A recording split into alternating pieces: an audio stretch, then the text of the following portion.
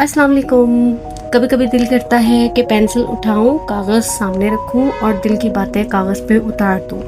और आज मैंने सोचा कि चलो देखते हैं मेरी पेंसिल आज क्या कारनामा अंजाम देती है। तो आज का ये व्लॉग है एक सिंपल ब्यूटीफुल पेंसिल स्केच के नाम। ना कोई बहुत मुश्किल टेक्निक्स, ना कोई फैंसी सेटअप, बस एक पेंसिल, एक कागज़ और थोड़ा सा पेशेंस। तो चलो शुरू करते हैं और देखते हैं आखिर में ये स्केच बनता है या मेरी पेंसिल की शिकस्त। पहले मैं बहुत हल्के हाथ से बेसिक आउटलाइंस के साथ एक शेप बनाने लगी हूँ।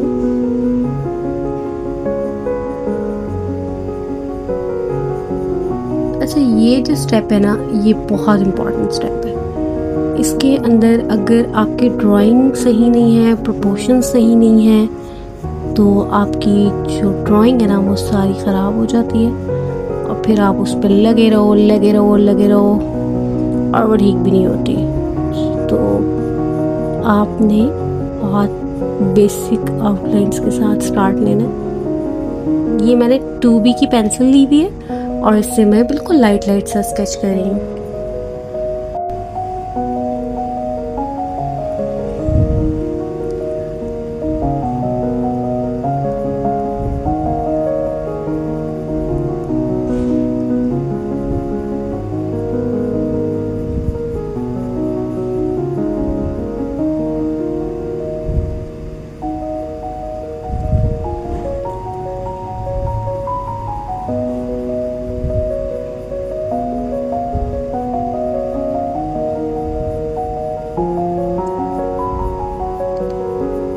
यहाँ पे मैंने एक रफ सा लीफ भी बना दिया है। अच्छा, आपकी अगर ड्राइंग बहुत अच्छी नहीं है ना, तो भी आप लोगों ने इस पे परेशान नहीं होना।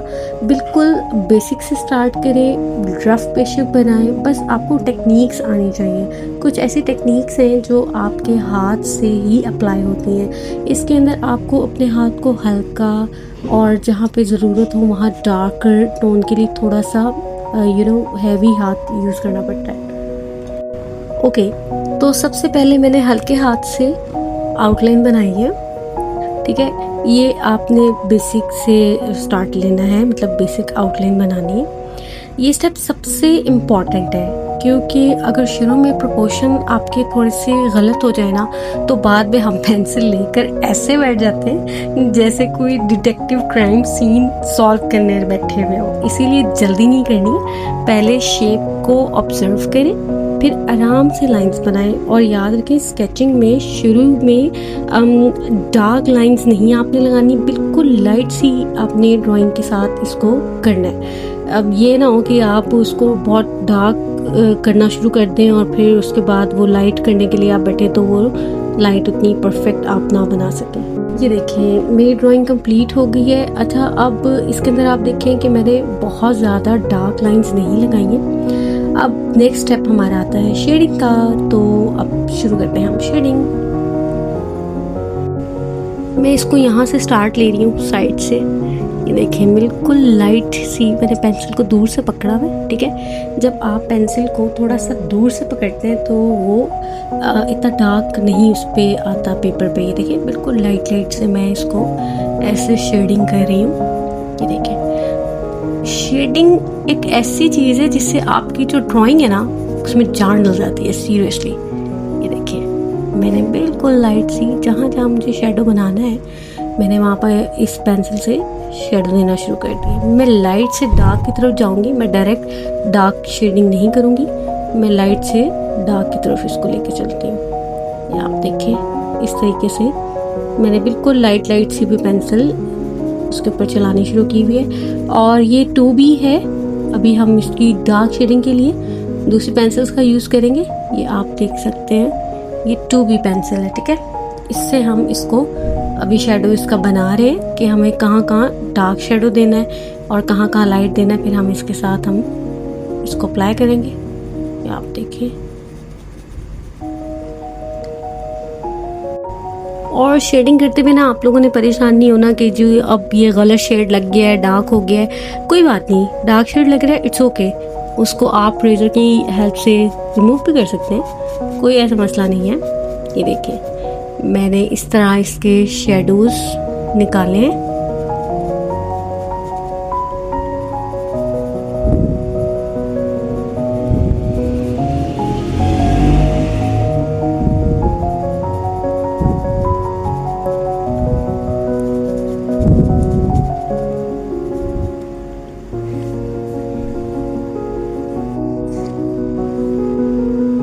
अच्छा, यहाँ पे ना एक बात आप याद रखें कि आपने ना पेंसिल को बहुत आहिस्ता आहिस्ता चलाना है, ठीक है। ये ना हो कि जी आपने पेंसिल पकड़ी और पेपर के ऊपर आपने उसको तेज़ तेज़ चलाना शुरू कर दिया कि पेपर ही सोची पै जाए मैं कितने आ गया वहाँ, मेरे तक ही हो रहे हैं तो आपने इसलिए लाइट ही अपना हाथ रखना है। Step by step, layer by layer आप इसको डार्क करेंगे। ये देखिए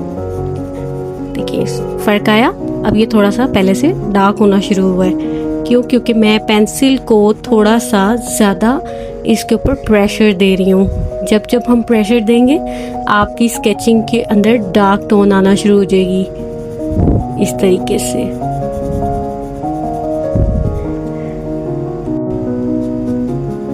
अच्छा, यहाँ मुझे लग रहा है मैंने ना थोड़ा सा ज़्यादा डार्क कर दिया, तो इसको हम यहाँ से थोड़ा अब लाइट कर देंगे क्योंकि ये मुझे बहुत डार्क लग रहा है, मुझे इतना डार्क की ज़रूरत नहीं है। तो यहाँ से हमने डार्क किया।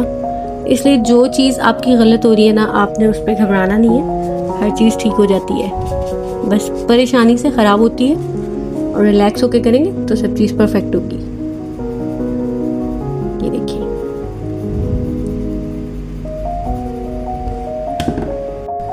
जी, तो यहाँ हो गया है हमारा स्टेप 1 कंप्लीट। अब हम स्टेप 2 की तरफ जा रहे हैं। अब यहाँ पे मैंने डायरेक्ट 9B ली है। इस वक्त मेरे पास 6B पेंसिल नहीं है, तो मैं 9B से 6 का भी काम ले लूँगी, या आप चाहें तो आप 2 से B कर सकते हैं। चले हम ऐसा करते हैं, हम 2B से ही 6B का काम लेते हैं। तो ये हमारी 2B की पेंसिल, ठीक है। अब इससे हम डार्क शेड बनाएंगे। डार्क शेड के लिए आप एक चीज़ नोट करिएगा, जो चीज़ अंदर की तरफ होती है ना, वहाँ पे हमेशा शेडो डार्क होता है, और जो चीज़ बाहर की तरफ होती है इट्स मीन कि उसके ऊपर लाइट पड़ रही है, तो वो हिस्सा लाइट होता है।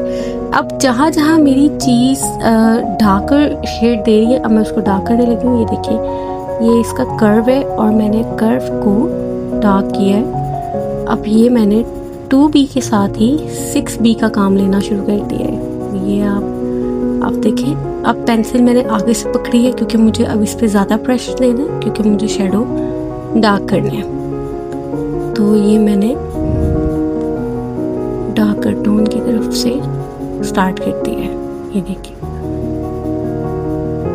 पीछे से आपने प्रेशर देना है, ठीक है, पेंसिल को, और जैसे वो आगे की तरफ जाएगा आपने अपने हाथ को स्मूथली लाइट कर लेना है। यहाँ से मैंने स्टार्ट लिया, ठीक है, और मैंने अब लाइट की तरफ छोड़ दिए इस तरीके से। देख रहे हैं आप, इस तरीके से आपने देना है। अच्छा, ये मैंने जो नाशपाती बनाई है, अब मुझे इसकी शेप को भी प्रोमिनेंट करना है कि ये प्रॉपर अपनी शेप दे।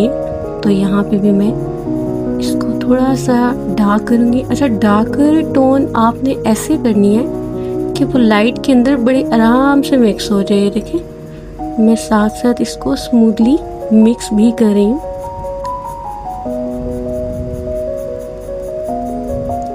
यहाँ से मुझे ज़्यादा शेडो चाहिए, तो यहाँ मैंने ज़्यादा शेडो दिया है इस तरीके से।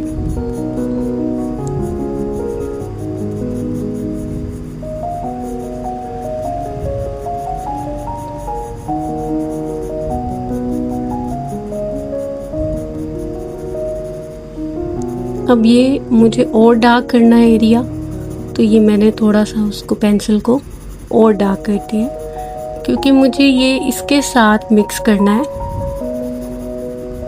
तो ये इसके साथ मिक्स हो गया।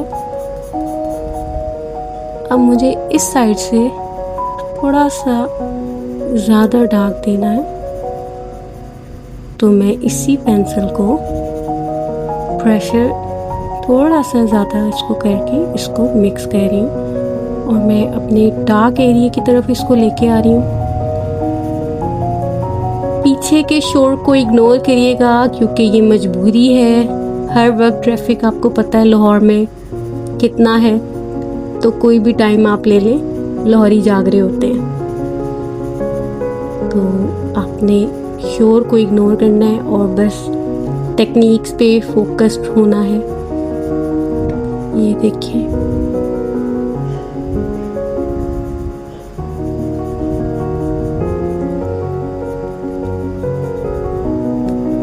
अगेन मुझे ये हिस्सा डार्क नहीं करना, तो मैं इसको लाइट कर रही हूँ।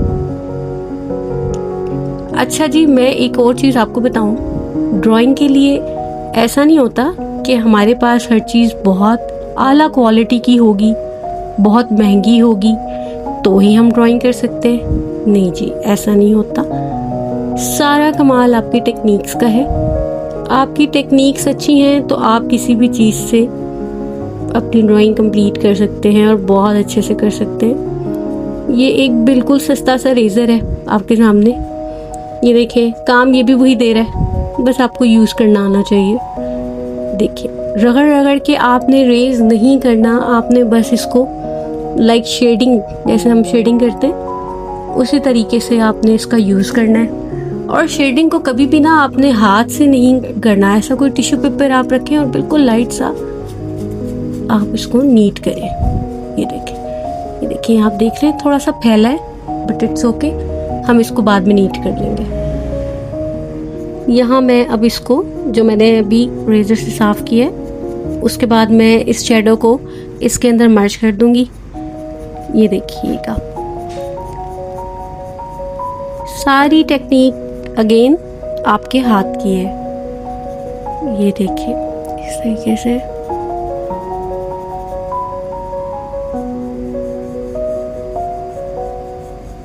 ये आप नोट करें, गोल चीज़ों की आपने कभी भी जो शेडिंग है ना, वो राइट से लेफ़्ट या लेफ़्ट से राइट नहीं जाना।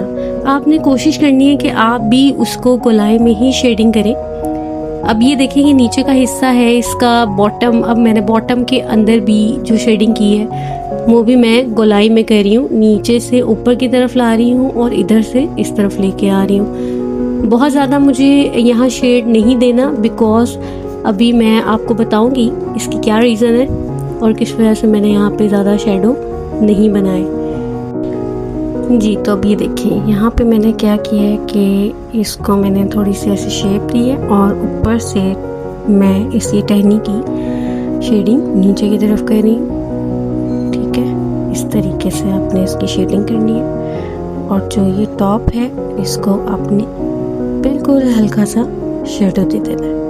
ये देखिए, मैंने थोड़ा सा और इसको डार्क कर दिया।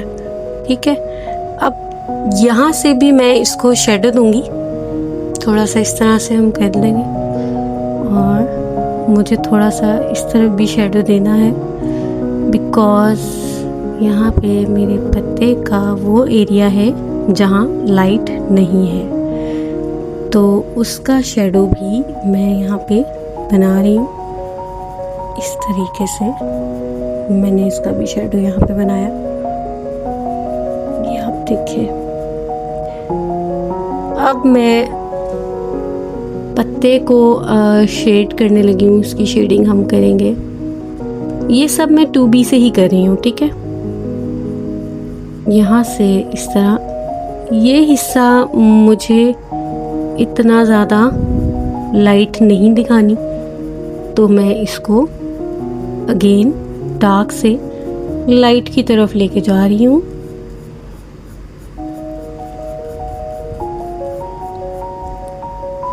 अब यहाँ आप देखें थोड़ा सा कर्व है, मैंने इस कर्व को थोड़ा सा डार्क किया और फिर स्मूथली उसको मर्ज कर दिया। बस यही कुछ टेक्निक्स हैं, आप इन्हें ट्राई करें, आप खुद देखेंगे कि किस तरीके से आपकी ड्राइंग में चेंज आया है।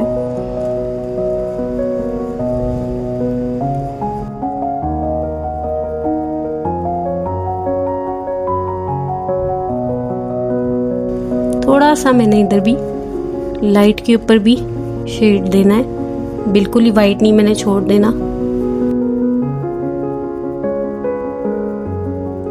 बट ये एरिया मुझे इससे ज़्यादा डार्क चाहिए।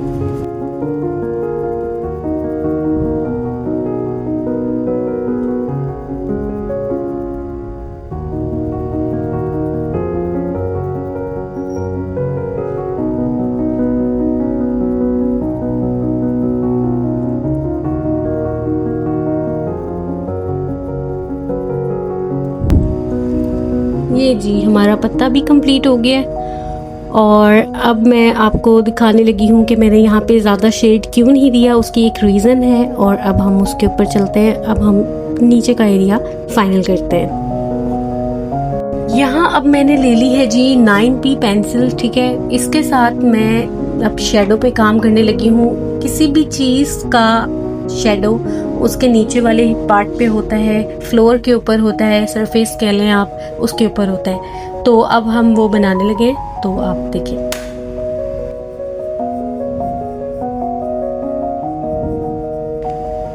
अगेन हम डार्क से लाइट की तरफ जाएंगे। तो मैं इसका थोड़ा सा शेडो बना रही हूँ। वही टेक्निक, यहाँ से आपने ज़्यादा प्रेशर देना है और आगे आपकी पेंसिल स्लो हो जाएगी, ठीक है। यहाँ से ऐसे, ये देखिए, यहाँ पे इस तरीके से इसको मैं थोड़ा ज़्यादा डार्क करूँगी ताकि वो ऑब्जेक्ट जो है आपका वो ज़्यादा प्रोमिनेंट हो जाए, ठीक है। ये देखिए, इस तरह से मैंने इसके शेडो को इसी पेंसिल से डार्क से लाइट की तरफ, और शेडो आपका इस तरह बन जाएगा।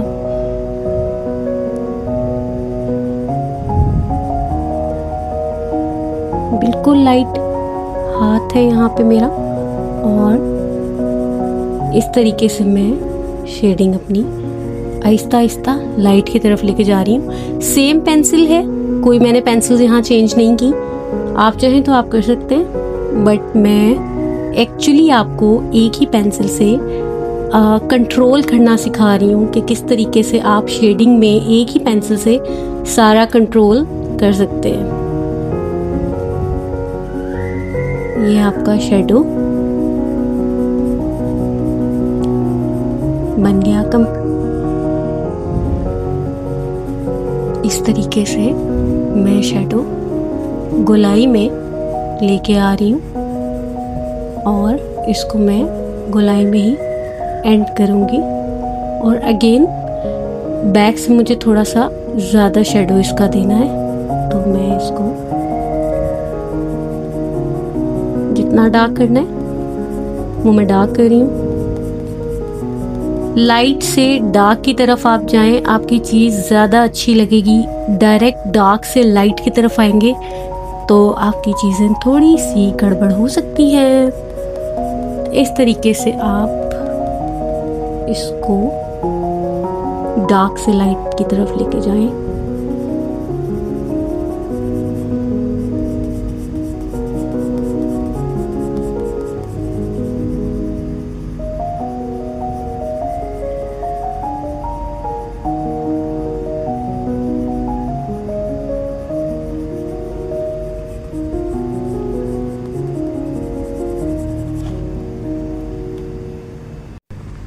अब इस चीज़ को प्रोमिनेंट करने के लिए हमने दीवार का शेडो बनाना है। ये मैं अब बैक शेडो इसका बना रही हूँ। जैसे हमने यहाँ शेडो बनाया है, इसी तरह मैं इस तरफ भी शेडो दे रही हूँ ताकि मेरी ड्राइंग ज़्यादा प्रोमिनेंट लगे। ये देखिए, सेम पेंसिल है जी, कोई पेंसिल मैंने इसकी चेंज नहीं की, और मैं इसको रफली लाइंस लगा रही हूँ क्योंकि मैं अभी इसको शायद किसी टेक्निक से मर्ज कर दूँ, क्योंकि मुझे इसकी लाइंस नहीं बनानी, इतनी शो नहीं करनी लाइंस। तो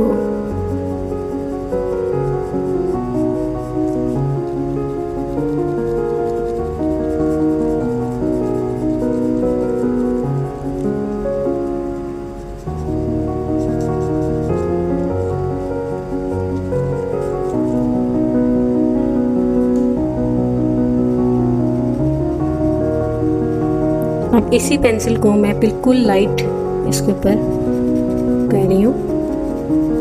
देखिए कितना लाइट।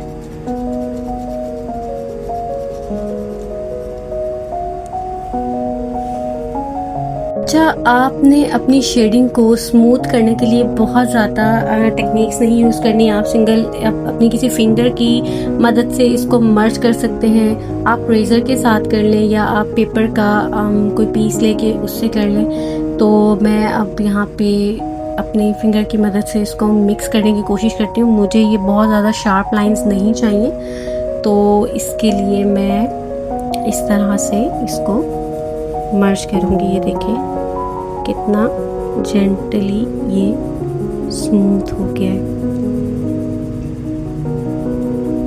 इस तरीके से ये मेरा शेडो बन गया है। और जैसा कि मैंने कहा था कि कुछ चीज़ें आपकी ख़राब हो जाए तो आपने उसको हल्के हल्के हाथ से नीट कर लेना है। ये देखिए, ये मैंने इसको जितना मुझे चाहिए उतना मैंने नीट कर लिया। मुझे बिल्कुल नीट नहीं चाहिए, क्योंकि स्ट्रोक्स जो है ना वो कभी कभी बहुत प्यारी लगती हैं। कोई इसमें हर्ज नहीं है कि अगर आपकी स्ट्रोक बाहर चली गई है, नो प्रॉब्लम। आपका जो ऑब्जेक्ट है वो प्यारा लग रहा है, आपका शेडिंग स्टाइल अच्छा लग रहा है। आपका एक अपना स्टाइल होना चाहिए। चीज़ अच्छी लगे, प्यारी लगे, प्रोमिनेंट हो, बस यही काफ़ी है। ये देखिए, ओ सॉरी, नो प्रॉब्लम। अगेन हम इसको यहाँ से नीट कर लेंगे।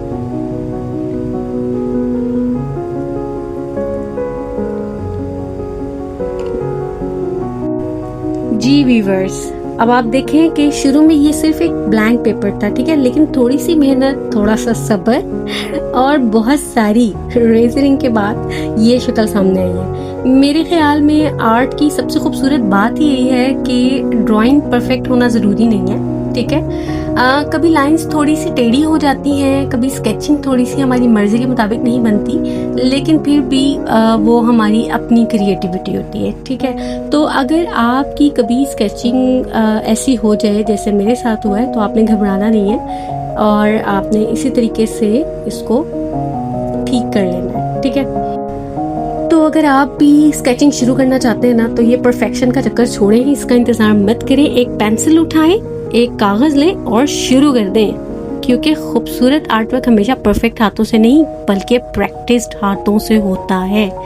अगर आपको ये व्लॉग पसंद आया, मेरी पेंसिल स्केचिंग टेक्निक्स अच्छी लगी तो मुझे ज़रूर बताइएगा। अगली बार मैं क्या स्केच बनाऊं प्लीज़ ये भी बताइएगा। तब तक खुश रहें, क्रिएटिविटी के ऊपर ध्यान रखें, कुछ क्रिएटिव करते रहें और अपने आप को क्रिएटिविटी से कभी दूर ना करें और कभी स्टॉप ना करें। मिलते हैं अगली वीडियो में, तब तक अल्लाह हाफिज़। एक्चुअली क्या है ना कि मुझे सब्र नहीं आ रहा था कि मैं अपनी फाइनल लुक सही से दिखा नहीं सकी। तो ये देखिए हमारी फाइनल लुक स्केचिंग की। जितना दूर आप जाएंगे ये उतनी खूबसूरत लगेगी। ये देखिए, प्लीज़ ज़रूर ट्राई करें। अल्लाह हाफ़िज़।